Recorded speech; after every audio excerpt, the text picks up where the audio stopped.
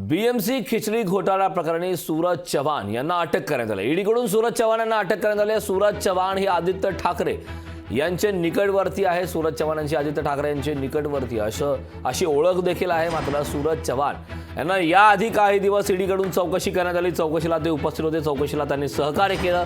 मात्र आता जी मोठी बातमी आहे त्याप्रमाणे सूरज चव्हाण यांना अटक करण्यात आली।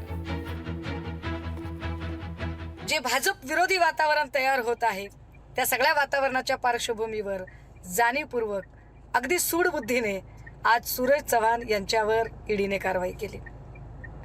ही कारवाई करताना कदाचित भाजपाचा हाही हेतू असेल की निवडणुका तोंडावर आलेल्या असताना अशा पद्धतीने कारवाई करायची, सगळीकडे घबराटीचं वातावरण तयार करायचं, जेणेकरून सन्मान्य पक्षप्रमुख उद्धव साहेबांच्या सोबत कुणीही उभाच नाही राहिला पाहिजे।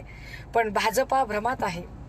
ही लढाई डू ऑर डायच्या सिच्युएशनची आहे, करा वा मराच्या सिच्युएशनची लढाई आहे। आणि सगळेच पळपुटे नसतात, सगळेच सत्ता स्वार्थासाठी आणि कातडी बचाव नसतात। काही निष्ठावंतही असतात, काहींना उपकाराची जाणीवही असते। लोकशाही मराठी ऐका, पहा, जागरूक रहा।